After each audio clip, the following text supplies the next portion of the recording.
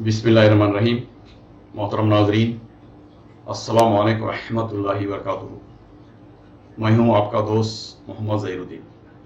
दोस्तों, एक नया वीडियो हाइड्रोपोनिक फाडर के बारे में आपकी खिदमत में पेश है। सबसे पहली बात ये आपको अर्ज करना है कि दरअसल हाइड्रोपोनिक फाडर वो अक्सर अपने फार्मर्स जो है घास समझते, ये दरअसल घास नहीं होता।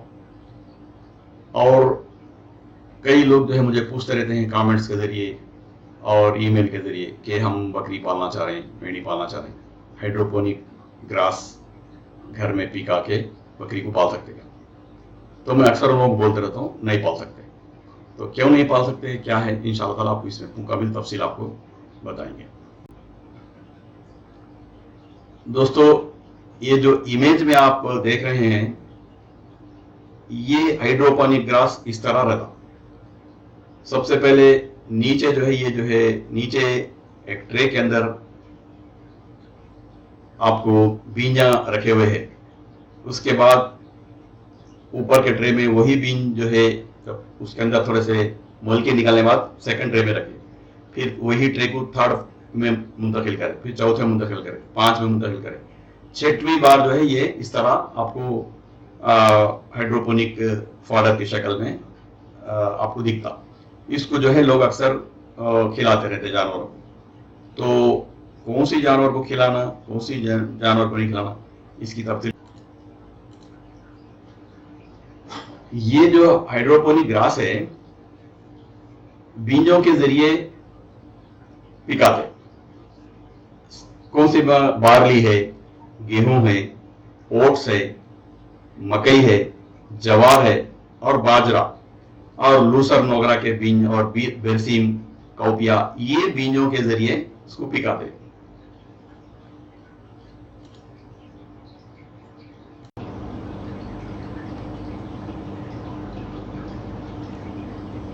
यहां पे एक चीज ये है कि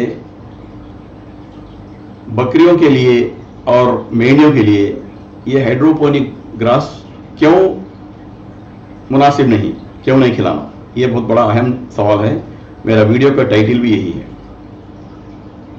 इसका आंसर ये है, सबसे पहली बात, हाइड्रोपोनिक फाडर जो है हरा घास का मुताबिल नहीं है, हरगिज नहीं। क्यों नहीं है, आइए देखते हैं।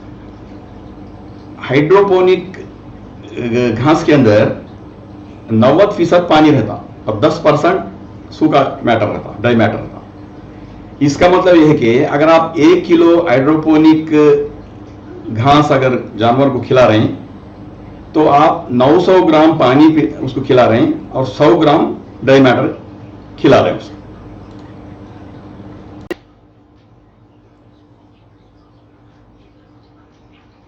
तो इसके अंदर जो है ड्राई मैटर कम और पानी ज्यादा क्यों रहता कि आप बीजों को ले लेके उसके अंदर 7 दिन कंटिन्यूसली पानी डालते रहते उसके अंदर। तो पानी ज्यादा खींच लेने की वजह से वो पानी का तादाद उसके अंदर ज्यादा रहता, ड्राई मैटर का कंटेंट ज्यादा रहता। अब देखिए, इसके अंदर जो ड्राई मैटर्स रहते हैं, ये हाइड्रोपोनिक ग्रास के अंदर बीन्स के अंदर जितने न्यूट्रिएंट्स रहते हैं उससे भी कम न्यूट्रिएंट्स ये हाइड्रोपोनिक फॉडर के अंदर पाए जाते हैं। क्यों? जैसा कि मकई ले लिया, उसका जो है हरा घास उसके अंदर निकलने का मेन रीजन क्या है, वो डेली पानी जो है ऑब्जर्व करते रहता 7 दिन तक। आप उसको कंटिन्यूसली पानी लेने से इसके अंदर पानी का तादाद ज्यादा होता और उसके अंदर जो है पानी में भिगा के बीजों को जो है पानी में भिगा के उसको मल के आने बच्चों के पानी कंटिन्यूसली पानी डालते रहते हैं। उसमें क्या होता, अमीनो एसिड, शुगर्स और बाकी के चीजें उसके अंदर कम होते चले जाते। इसी वजह से उसके अंदर पानी का कंटेंट ज्यादा रहता और ड्राई मैटर का कंटेंट भी कम हो जाता। कंटिन्यूसली पानी में भीगने की वजह से भी ड्राई मैटर का कंटेंट कम हो जाता। तो ये क्यों कम होता बोले तो ये बीन जो है घास की शक्ल इख्तियार करने, उसके अंदर मेटाबॉलिक एक्टिविटी होते रहता मोल के आने के अंदर। वो एक्टिविटी आते वक्त इसके अंदर के जो ऑर्गेनिक एसिड्स है, इनऑर्गेनिक आयन्स है, ये पूरे चेंज हो जाते। चेंज हुआ तो उसके अंदर खाली फूल के वजह पानी घास की शक्ल में दिखता, लेकिन उसके पानी का तादाद उसके अंदर बहुत ज्यादा रहती। इसीलिए ये जो है एडवाइजेबल नहीं है। तो आइए दोस्तों अब देखते हैं कि ये हाइड्रोपोनिक फॉडर बनाने के तरीके कितने हैं दुनिया में। तो मेनली दो तरीकों से इसको बना सकते हैं। दूसरा बात, पहला तरीका यह है कि इसको एयर कंडीशन के हाइजीनिक चैम्बर्स में रख के पकाते। हाइड्रोनिक उसके अंदर जो 22 डिग्री सेंटीग्रेड का जो है गर्मी रहती, यानी temperature 22 degree centigrade degree 22 degree centigrade का जो है गर्मी उसके अंदर मेंटेन करना पड़ता। उसका 70% ह्यूमिडिटी भी उसके अंदर जो है मेंटेन करना पड़ता। और ये 70% ह्यूमिडिटी मेंटेन करने, 22% टेम्परेचर मेंटेन करने, पूरे हाल के अंदर बहुत फ्लोरोसेंट ट्यूबलाइट्स लगाना पड़ता।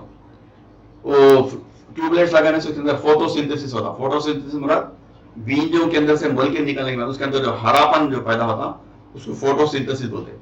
वो फोटोसिंथेसिस एक्चुअली जमीन बाहर, अगर जमीन में आप उसको पिका रहे हैं तो सूरज से रोशनी को लेके वो फोटोसिंथेसिस का प्रोसेस होता। क्योंकि आप कमरे के अंदर एसी रूम के अंदर करते हैं, क्योंकि सूरज की रोशनी नहीं आती, ट्यूबलाइट के जरिए वो आर्टिफिशियली देके फोटोसिंथेसिस का प्रोसेस होकर हरापन शुरू होता। और उसके अंदर क्या करते हैं, मिनरल्स के सॉल्यूशंस जो मिला के ट्रेस के अंदर रख के, इंक्यूबेटर के अंदर रख के उसको डिफरेंट साइजेस में उसको जो पिकाते। ये एक तरीका है। और दूसरा तरीका ये है कि आम घरों के अंदर भी इसको लोग घास पिकाते। ज्यादातर यही तरीका देखने को मिलता।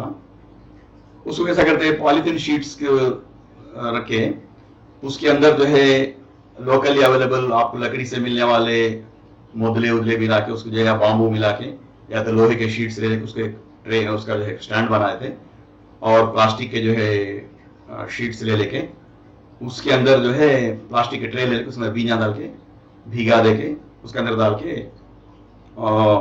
7 दिन के अंदर उसके अंदर हाइड्रोपोनिक ग्रास निकालते। इसमें जमीन नाम की चीज, मैंने मट्टी नाम की चीज इस्तेमाल नहीं करते। सीधा सीधा बीजों को जो है पानी में भिगाते। उसके बाद जो है भिगाने से पहले क्या करते हो, 15 से 20-30 मिनट तक फॉर्माल्डिहाइड के अंदर 1 लीटर को 10 ग्राम जो है फॉर्माल्डिहाइड मिला के और उसको धो लेते पहले। उसके बाद चूने के पानी से भी थोड़ा सा धो लेते। इसलिए धो लेते कि उसके अंदर जो है फंगस वगैरह नहीं आना, बूज वगैरह नहीं आना, उसको धो लेते। धो लेके पहले दिन जो है उसको एक भिगा के रख देते। तो 2 दिन के बाद उसके अंदर मोल के आना शुरू होते। जब उसको पानी डालते हुए एक के बाद ट्रेस जो है चेंज करते जाते थे। आप मैं पहले वीडियो में जो बताया उसके अंदर जो है आपको घास जो है बढ़ के आना शुरू होता। इसका एक तरीका है। दूसरा तरीका, जैसा कि मैं अभी अर्ज करा कि ये बीजों को जो है पानी में थोड़ा सा साफ कर लेके उसके अंदर पानी थोड़ा सा डाल के ट्रेस के अंदर रख देते। तो ये बीजा क्या करते हैं, अपने प्रोसेसिंग में उसके अंदर स्प्राउटिंग में चेंज होने और घास की शक्ल इख्तियार करने 30% पानी वो ले लेते। यानी 1 किलो बीज आप डाले, उसको पानी में भिगा दिए, अगर आप वेट करें तो 1 किलो 300 ग्राम का वेट आता। मतलब है कि 1 किलो तो बीजों का वेट है, 300 जो ग्राम है वो पानी का वेट है। तो 1 किलो 300 ग्राम का वेट आएगा। उसके बाद उसको ट्रेस में रख के कंटिन्यूसली पानी देते रहते हैं और 6 से 10 टाइम्स का जो है हाइड्रोपोनिक फॉडर वो देता। 8 से 10 इंचेस का हाइट भी आ जाता हो। और उसका डेंस मैट यानी उसके अंदर जो उसका जो जड़ होता वो भी काफी मोटा रहता। वो पूरा होने के बाद में उसको रूट मैट की शक्ल इख्तियार करने के बाद में उसको काट करके लोग जो है भैंसों को, बैलों को, शीप को, गोट को और चिकन को और घोड़ों को भी खिलाते। तो ये क्यों सही नहीं, इंशाल्लाह ताला आपको बताएंगे। तो दोस्तों, ये जो हाइड्रोपोनिक ग्रास पैदा करने के कुछ लिमिटेशंस है, यानी हुदूद है उसके भी। सबसे पहली बात यह है कि इसमें हद से ज्यादा इन्वेस्टमेंट है। आप एसी चैम्बर मेंटेन करना, फ्लोरोसेंट लाइट लगाना, उसके अंदर ह्यूमिडिटी मेंटेन करना, बल्ब्स लगाना, काफी खर्चे से इंक्यूबेटर लगाना, काफी और उसका फिर कंटिन्यूसली मेंटेनेंस होता रहता। इतना खर्चा करके आप जो पैदा करने कोई घास नहीं होती। लिहाजा ये इसका एक लिमिट है, लिहाजा अपन मनमानी नहीं करना। ये जो इसलिए इसको नहीं करना, एक तो खर्चा होगा। दूसरी बात, जितना टेम्परेचर चाहिए, जैसा 22 डिग्री का सेंटीग्रेड का टेम्परेचर चाहिए बोला मैं, 22 डिग्री सेंटीग्रेड का गर्मी अगर आपको होना है तो काफी मेहनत करना पड़ता है उसके अंदर। वो एक दर्द सरी रहती, कभी करंट नहीं रहता, कभी कुछ रहता, तो मसला होता। और ह्यूमिडिटी और इंटेंसिटी और लाइट ओवर की इंटेंसिटी को भी जो है मेंटेन नहीं कर सकते। हाँ, कभी कभी इलेक्ट्रिसिटी भी चलेगा तो दर्द सरी रहती। ये तमाम चीजों की वजह से क्या होता है, 2 घंटा करंट चले गया तो फोटोसिंथेसिस का प्रोसेस बंद हो जाता, जिसकी वजह से फाडर का प्रोडक्शन का क्वालिटी जो है मिनिमाइज हो जाती, कम हो जाती, उतना खास प्रोडक्शन आपको नहीं देता, हो क्वालिटी नहीं रहती। और ये कंटिन्यूसली एसी मेंटेन करने में, इलेक्ट्रिसिटी मेंटेन करने में, इलेक्ट्रिसिटी का बिल भी जो है काफी आता, लिहाजा इकोनॉमिकल नहीं है। और वहां पे आजू बाजू जो है कीड़े पतंगे और सिपला का ओरा आके भी आपको एसी रूम में जमने के चांसेस रहते हैं। लिहाजा कैसा भी देखे तो ये आपके लिए सूटेबल नहीं रहता, तो ये मुनासिब नहीं है कि एसी में उसको करे। तो दोस्तों, और एक डेंजरस बात यह है कि एक गर्मी के हालात और ह्यूमिड कंडीशंस और ग्रोथ कैबिनेट्स वगैरह, जो कुछ भी वहां पे एसी वगैरह रहता, ठंडी रहती, ये जो है ठंडे मौसम के अंदर, ठंडी वेदर के अंदर 22 डिग्री की जो ठंडी रहती, उसके अंदर सीधा सीधा फंगस जो है पैदा होने के चांसेस रहते। एक मतलब फंगस पैदा हुआ तो वो जो है जानवरों को नुकसान करता। कौन से फंगस आने के चांसेस है? रेजोफोरस एक फंगस है, नुकसानदायक, वो आ जाता। बैक्टीरिया आने के चांसेस रहते, और एस्पेरिगुलस ये भी फंगस है, वो भी नुकसानदायक। और उसमें एस्पेरिगुलस क्या होता बोले तो मोल्डी स्पॉट्स, यानी बूज उसके अंदर आ जाता, कभी दिखता कभी नहीं दिखता।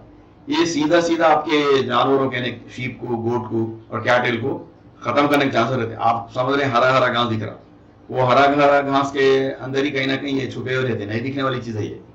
तो आजकल वो कोरोना वायरस जो निकला, वो ऐसे उसके वैसा है, जो है नहीं दिखने वाली चीज है ये, तो सीधा सीधा जानवरों को खा जाती, मार डाल देती। आप समझ रहे हरा हरा चारा खिला रहा हूं, लेकिन हरा चारा नहीं खिला रहे बल्कि जहर खिला रहे, बोला सब मर जाते। किसी हाल में भी आपको एडवाइजेबल।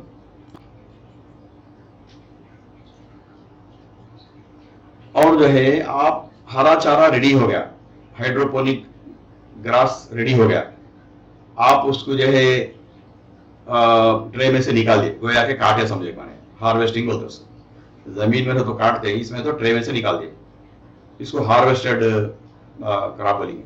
ये इसके अंदर भी जो है अल्टरनेरिया और हेलमिंथोस्पोरियम फंगस रहने के चांसेस रहते।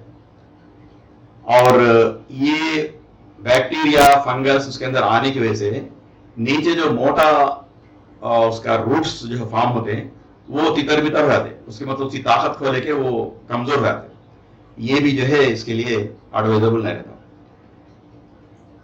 ये जो इसके जो माइकोटॉक्सिन्स है, फंगस है बोले तो खाली काम नहीं करता, फंगस क्या वहां बैठ के कुछ ना कुछ एसिड्स वाला छोड़ते रहता, उसको माइकोटॉक्सिन बोलते हैं, यानी जहरीले अशिया को छोड़ते बोले सब, उसको माइकोटॉक्सिन बोलते। ये माइकोटॉक्सिन्स क्या करते हैं, घास के जरिए जानवरों के अंदर मुंतकिल आते, बीमार कर देते या मार भी सकते। इंसान तो नहीं मरता, लेकिन इंसान को बीमार करने का चांस, क्योंकि लेबर रहता अक्सर, कभी कभी आप भी काम करना पड़ता, तो आपको भी ये हाइड्रोपोनिक ग्रास नुकसान कर सकता। तो आप बोले तो आपकी इम्यूनिटी अच्छी रहती है, आप केयर ले लेते, मोने से जानवर है, आपका पूंजी जो है खतरे में पड़ जाती, तो लिहाजा खतरे वाला काम कभी नहीं करना है। उसके बाद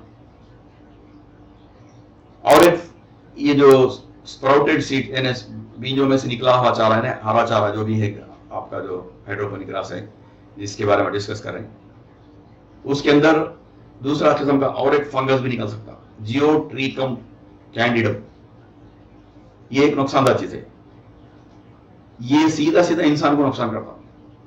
तो किस लिहाज से भी देखा गया तो हाइड्रोपोनिक ग्रास जो है शूटेबल नहीं। और दौरान प्रोसेस, एक मतलब बीजों के अंदर से मूल के आने के बाद में उसके अंदर थोड़े न्यूट्रिएंट्स सॉल्यूशंस मिलाते रहते, बाजार में मिलते, वो मिलाते रहते उसके अंदर, घास की ग्रोथ ज्यादा होना है। तो क्या होता है, ये जो है चूंकि आबो हवा ठंडी रहती, ह्यूमिडिटी रहती, और न्यूट्रिएंट्स जो है बैक्टीरिया के लिए ग्रोथ होने का से उसके लिए फूड है, वो उनका उनका प्रोटीन है वो। तो क्या होता है, साल्मोनेला नाम का जो है एक बैक्टीरिया पैदा होता। अब तक जो बोला मैं फंगस के बारे में बोला, ये बैक्टीरिया है। और ये जो है अगर एक मरतबा साल्मोनेला हाइड्रोपोनिक ग्रास के अंदर आ गया तो वो इंसानों के लिए नुकसानदायक है, जानवरों को मरी जाते हैं, यानी तो कुछ ना कुछ बीमारी में डालता, बुखार ये वो बल्कि, तो नुकसानदायक चीज है ये। और ये जो प्रॉब्लम है एक दिन में आके खत्म होने वाला नहीं, कंटिन्यूस। आप आज जो है एक मतलब हाइड्रोपोनिक का जो है आप प्रोजेक्ट शुरू करें, प्लांट डाले जो भी है, तो कंटिन्यूसली आप लाते रहते बनाते रहते, क्योंकि आपको मालूम नहीं, तो कंटिन्यू जितने दिन आप ये जो है बनाते रहेंगे उतने दिन आपको ये आते रहता प्रॉब्लम। न्यूट्रिएंट्स तो डालना ही पड़ता ग्रोथ के वास्ते, जैसा न्यूट्रिएंट्स डालते रहते वैसा वैसा साल्मोनेला दूसरे बैक्टीरिया वहीं से पहले जो बोला पूरे ग्रोथ होते रहते। और इससे बचने का वास्ते तरीका है, ऐसा नहीं कि जो है बिल्कुल ही बैक्टीरिया आता नहीं, ऐसा नहीं, बच सकते हैं, लेकिन हाईली हाइजीनिक कंडीशन मेंटेन करना। इंक्यूबेटर के अंदर आप जिस रूम के अंदर बना रहे हो रूम के अंदर, और पॉली हाउस के अंदर ये माइक्रोबियल कंटेमिनेशन नहीं आना बोलो तो काफी केयर लेके आप उसको बनाना पड़ता, गोया के आप काफी खर्चा करना पड़ता। तो इसको मिसाल क्या है बोलते, एक पहाड़ को खोद के चूहा निकाले बोला सा रहता, इतनी मेहनत करके 10 दिन के बाद में आप जो है 1 किलो बीज में से सिर्फ 90 ग्राम जो है पानी दे रहे हैं, 10 ग्राम जो है 100 ग्राम जो है आप हरा चारा दे, सूखा चारा दे रहे हैं, ये कोई ज्यादा वाइज डिसीजन नहीं होता। यहाँ पे और एक चीज है कि जो बीज जो है स्प्राउटिंग होता रहता है, उसके अंदर से मोलका आता रहता, उस दौरान वो जो है बीन्स के अंदर जो स्टार्च रहता, शुगर्स रहते और न्यूट्रिएंट्स रहते, उसके ऊपर डिपेंड होता, डिपेंड होके वहां से एनर्जी लेते रहता, एनर्जी लेके अपनी सांस को जो चलाते रहता। 1 किलो ड्राई मैटर वो खाता बोला सा। ड्राई मैटर मीन्स आपको सूखा चारा है या तो जो है फीड है, ये पूरा ड्राई मैटर के अंदर आता है, पोट्टू है। जब आप ये चूंकि बीजों की बात चल रही है, बीजों के अंदर हरा चारा बना रहे हैं, बीजों के अंदर जितना ड्राई मैटर है आप सीधा सीधा ड्राई मैटर दे दिए तो उसके अंदर बराबर आपको 900 ग्राम्स या 1000 ग्राम्स का जो वो 3% मिल जाता, उसको सीधा सीधा मिल जाता, कोई लॉस नहीं होता। यहाँ पे 7 से 47% जो है उसके अंदर कम होता। आपको 7 से 47 क्यों बोला, कभी आप मकई का बनाते, कभी जवारी का बनाते, कभी बाजरे का बनाते, कभी बेरसिम का बनाते, अलग अलग बीजों का आप हाइड्रोपोनिक चारा बनाते। ये हाइड्रोपोनिक चारा बनाते हैं उसके अंदर जो ताकत रहती, ड्राई मैटर रहता, वो 7 से 47% रिड्यूस रहता। गोया के अपने हाथों से अपन उसको खर्चा करके पानी डाल के उसके अंदर की ताकत को खत्म करके बीन्स को हरा चारे की शक्ल इख्तियार करने का मौका दे रहे हैं। और कर रहे हैं क्या, हासिल कुछ भी ना, ला हासिल चीज है ये। कोई जमीन में लगा तो सीधा सीधा घास बन के आता, कट करके डाल सकता है। यहाँ पे बीजों को हरा चारा शक्ल देके हाइड्रोपोनिक फाडर बनाने से उसकी ताकत जो है कम हो जा रही है, समझने वाली चीज है। तो यहाँ और एक चीज बोलना दोस्तों, अभी इससे पहले बताया कि ड्राई मैटर के बारे में बताया था मैंने, ड्राई मैटर कम हो जाता सीधा सीधा 7 से 47%। तो ड्राई मैटर कम हो गया तो बेदम हो गया बोला साहब। यहाँ पे और एक मुसीबत है इसमें, वो क्या है, फाइबर। फाइबर कंटेंट बहुत जरूरी है किसी भी जानवर के या इंसान के डाइजेस्टिव सिस्टम को सही रखने का वास्ते, जो खाया वो डाइजेस्ट होने का वास्ते फाइबर बहुत जरूरी है। इसके अंदर जो कुदरत की तरफ से जो न्यूट्रल डिटर्जेंट फाइबर रहता, हाइड्रोपोनिक फाडर में 11% रहता, मतलब कम हो जाता। ओरिजिनल नेचुरली जो रहता उससे कम होके 11% आता। ये जानवरों के पेट के लिए मुनासिब नहीं रहता, खासतौर पर शीप एंड गुड के लिए मुनासिब नहीं रहता। उसका मेटाबॉलिज्म है उसके लिए मुनासिब नहीं रहता। अगर कम फैट रहे तो क्या होता, फाइबर कम रहे तो क्या होता, उसका मिल्क के अंदर, दूध के अंदर जो फैट कंटेंट होता वो कम हो जाता। दूध के अंदर फैट कंटेंट अच्छा है तो अच्छा दूध कहलाता, मगर बिल्कुल ही फैट नहीं है, कम हो गया तो बिल्कुल पतला दूध और नाकिस दूध रहता होगा सब। तो दूध का अच्छा होने में और ताकतवर होने में, फैटी कंटेंट ज्यादा होने में इसका अमल दखल बहुत है फाइबर का, लिहाजा फाइबर इसमें कम रहता। एक चीज नोट कर लीजिए।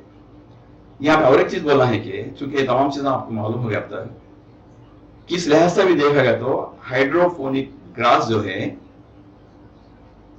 ना तो ये जो है ड्राई फॉडर का सब्स्टिट्यूट है, ना हरा चारे का सब्स्टिट्यूट है। एक चीज आपको समझ आ गई।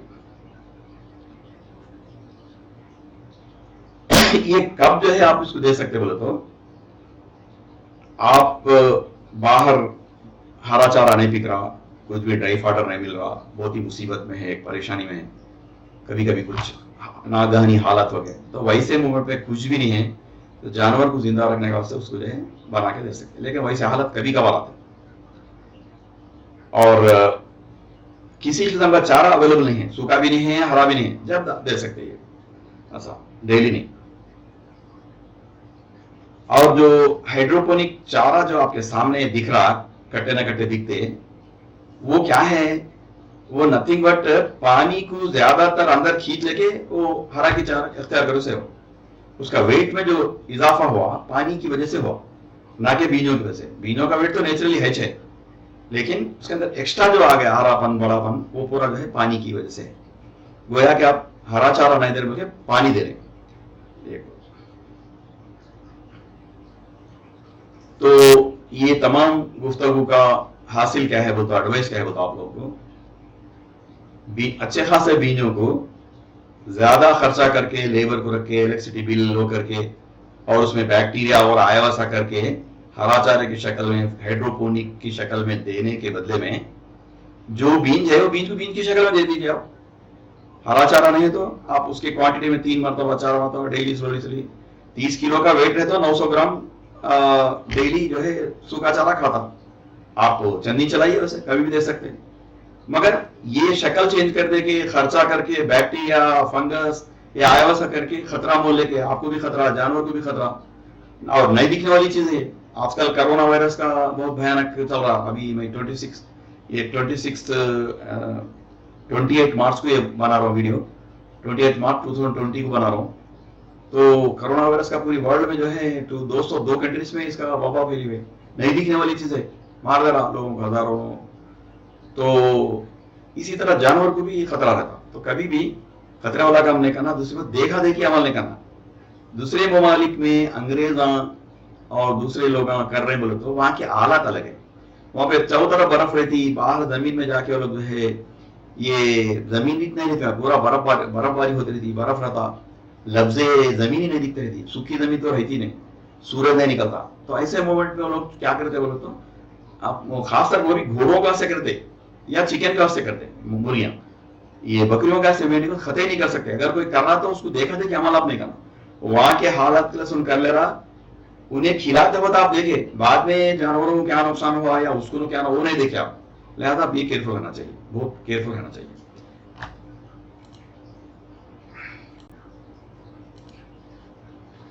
तो दोस्तों, ये जो आप इमेज देख रहे हैं, ये एक बकरी का इमेज है, ये पेट का इमेज है। तो बाकी के तमाम चीजें हटा रहे, ओनली सिर्फ पेट के बारे में आपको बता रहे हैं। बकरी और भेड़ी और बड़े जानवर, उनके अंदर जो है 4 पेटा होते। ये बहुत हैरत अंगेज बात है, आप पहली मरतबा सुन रहे होंगे।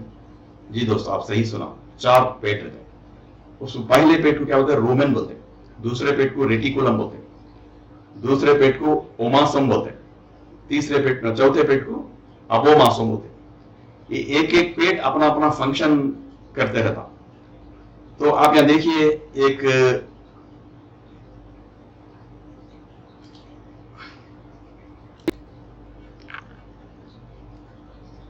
ये जो आप बड़ा हिस्सा देख रहे हैं, ये रूमेन है, यानी पहला पेट।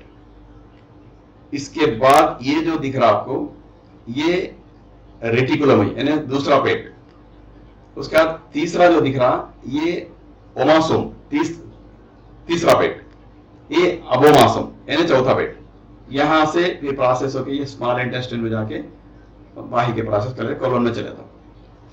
इसका कैसा वर्क करता क्या है, इंशाल्लाह ताला आप देखेंगे। तो ये जो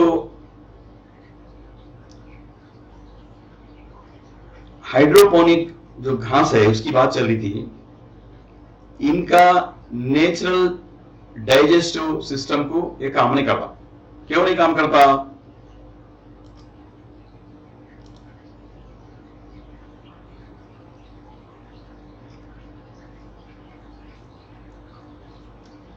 घास, हरा चारा, आप सूखा चारा जो भी उसके सामने डाले, पहले वो जल्दी जल्दी खा लेके पेट के अंदर ले लेता, रूमेन के अंदर ले लेता। रूमेन के अंदर लेने के बाद क्या करता, जब आराम से बैठा हुआ रहता, जब उसको जुगाल करता, कैसा जुगाल करता, वहां से पेट के अंदर से, रूमेन के अंदर से, यानी पहले पेट के अंदर से वो जो है निवाले की शक्ल में, बड़े निवाले की शक्ल में वो मुंह में ले लेता, लेकिन जुगाल कर लेता बैठा। जुगाल करने बाद में क्या करता, फिर वो निकलता, वही रूमेन के अंदर निकलता, फिर रूमेन के अंदर निकल के फिर दोबारा उसको छोटे छोटे निवालों की शक्ल में फिर मुंह में ले लेता, फिर दोबारा जुगाल करता। जुगाल करने के बाद में अब जो है उन्हें क्या करता, दूसरे पेट में डाल देता उसको, यानी रेटिकुलम में डाल देता। रेटिकुलम में डालने के बाद में मुंह में ले लेके फिर उसको चापता। उसके बाद क्या करता, अमाशय में डाल देता। अमाशय में डालने के बाद में तीसरे पेट में डाल देता। उसके बाद फिर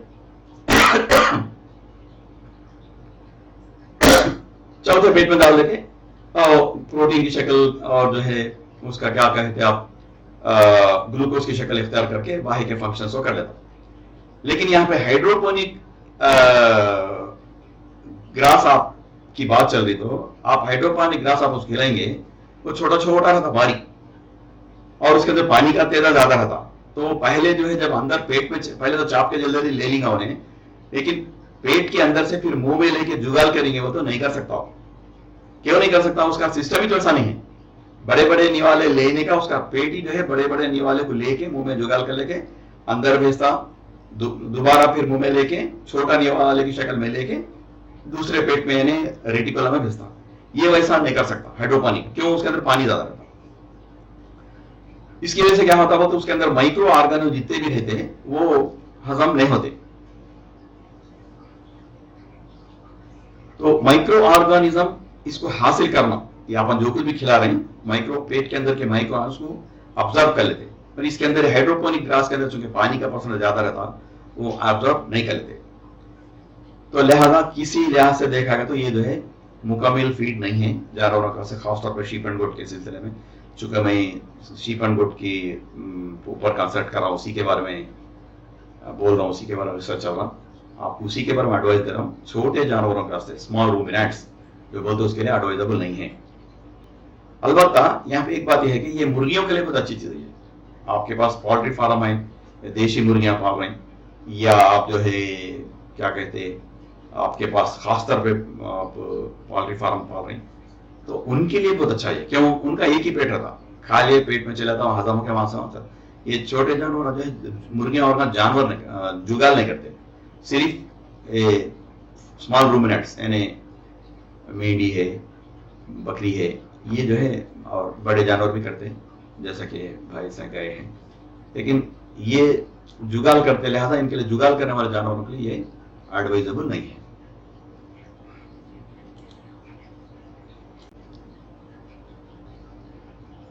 जैसा कि मैं अभी अर्ज कर रहा इससे पहले आपको कि हाइड्रोपोनिक ग्रास या फाडर अपने पॉली हाउस के अंदर या घर में पिकाना खर्चा भी ज्यादा होता, खतरे की बात भी है। आप यहाँ पे गौर करेंगे, आप सीरियल फॉडर है जैसा मकई, जवारी और बाजरा, ये सीरियल फॉडर कहलाते हैं। इसके अंदर कार्बोहाइड्रेट ज्यादा रहता है।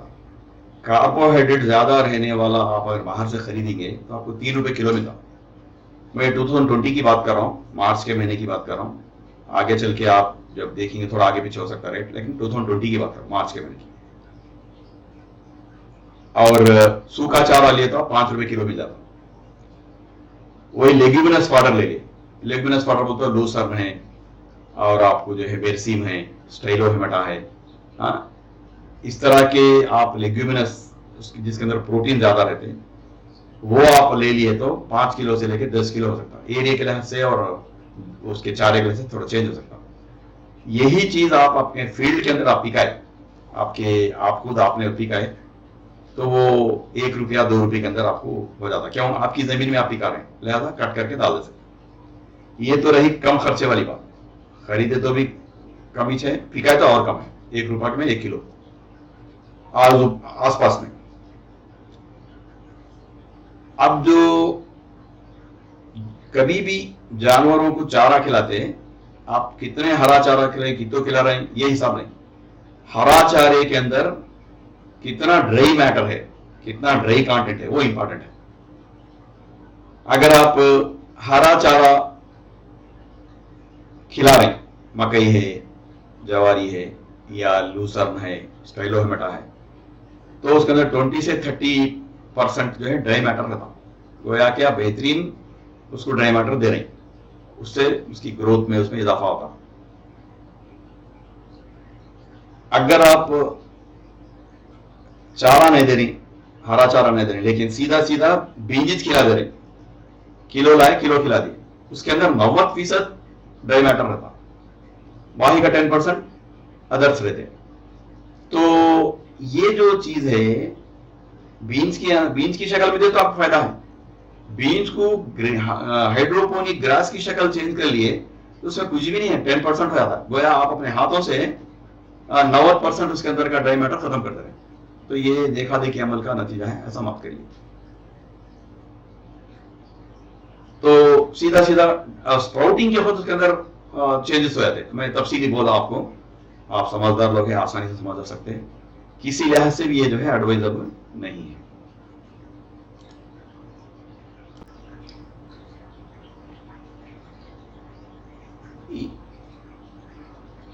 अब ये हाइड्रोपोनिक चारे के अंदर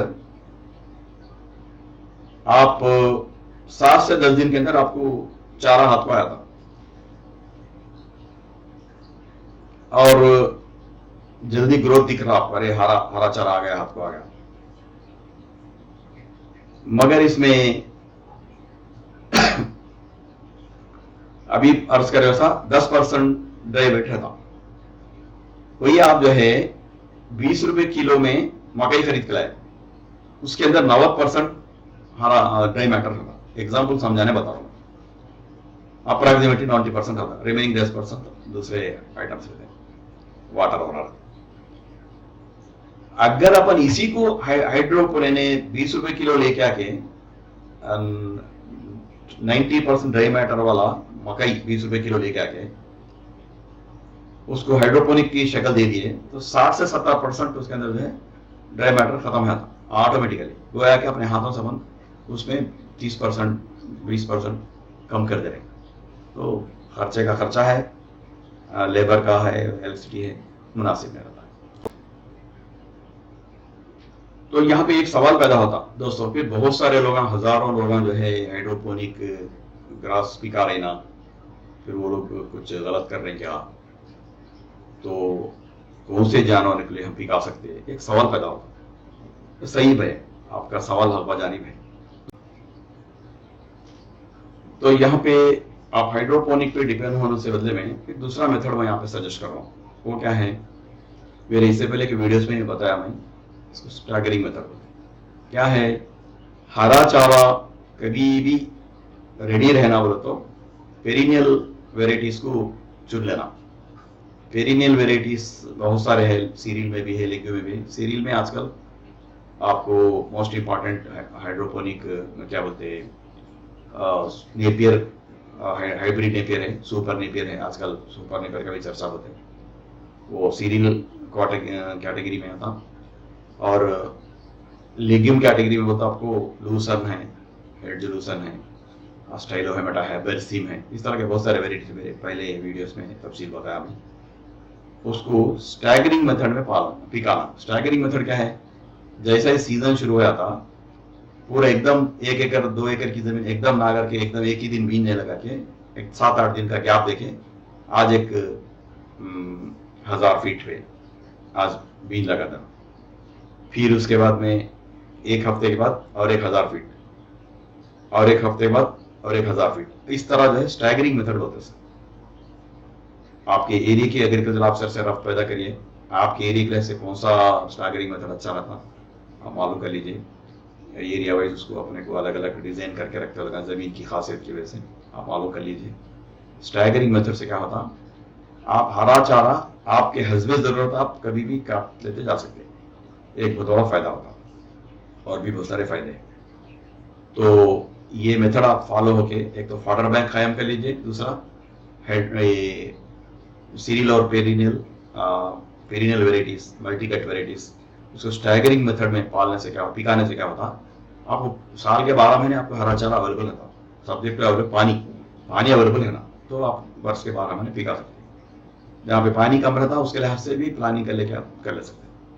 अब रही बात लास्ट में फाइनल बात यह है कि किसी हाल में आप शीप एंड गोट को, ये हाइड्रोपोनिक ग्रास, आप farm sheep and goat farm के ओनर है तो शीप एंड गोट फार्म के ओनर्स किसी हाल में किसी सूरत में हाइड्रोपोनिक ग्रास पिकाना नहीं, और ये शीप एंड गोट को खिलाना नहीं, इसलिए कि उसको सूट नहीं होता, उसका पेट के लिए सूटेबल नहीं होता। अलबत्ता आपके पास घोड़े पाल रहे हैं आप, अगर आपके पास मुर्गियां हैं, उनको शौक से डाल सकते हैं, कोई नुकसान की बात नहीं है। तो दोस्तों ये रही बात इसकी। तो दोस्तों ये रही तफसील आपके खिदमत में, मुकम्मल तफसील हाइड्रोपोनिक ग्रास के सिलसिले में। ये पहला वीडियो है आपकी खिदमत में जो इतना तफसील से जो है हाइड्रोपोनिक के बारे में आपको मैंने बताया। अक्सर लोग कैसा पिकाना उसके ऊपर तवज्जो देते, मैं भी बोल सकता हूँ पिकाने पे तवज्जो नहीं देना, क्यों नहीं पिकाना उस पर तवज्जो देना, ताकि आपको लास्ट में बचा सकूँ। तो दोस्तों आखिर में वही गुजारिश है आपसे, दर्दमंदाना अपील है, गुजारिश है कि ये वीडियोस बड़ी मुश्किल से आपकी खिदमत बनते हैं, आपकी खिदमत में पेश होते हैं, काफ़ी रिसर्च करना पड़ता, काफ़ी वर्क करना पड़ता, आराम को खो के जो है इसको जो है बनाना पड़ता। तो आपसे एक अदबंद गुजारिश है, मेरे वीडियो को लाइक करिए और आपके दोस्त अहबाब में शेयर करिए। जितने फार्मर्स आपको जाने माने हैं, जिस लोगों को आप जानते हैं, उनको शेयर करिए ताकि वो लोग भी जो है धोखे से बच जाए और अपना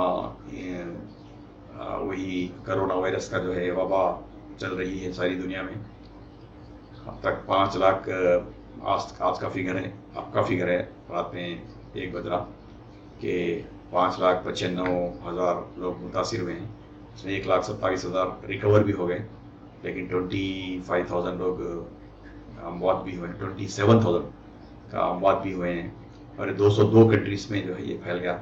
दोस्तों अपना ख़ास ख्याल रखिएगा और अपने दोस्त अहबाब का, फैमिली मेम्बर्स का काफ़ी ख्याल रखिएगा।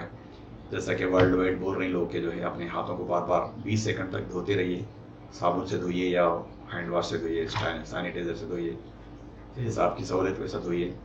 और अपने एक मकान में भी आप रहते हैं तो एक कमरे में एक आदमी रहिए, और हाल में कुछ लोग सो जाइए, हाल में 5-6 लोग हैं तो 5 से दूर दूर सो जाइए, और रूम्स में एक एक आदमी सो जाइए, डिस्टेंस मेंटेन करिए, और जो है बाहर जाने से परहेज करिए, किसी एक ही आदमी को मुकर्रर करिए, उसको बाहर भेजते रहिए, और एक ही किस्म के कपड़े पहन के उसको बाहर भेजते रहिए, फिर आने वक्त फिर वो कपड़े उतार के बाजू रख दीजिए, और किसी से मुसाफा करना चंद दिन तक बंद कर दीजिए।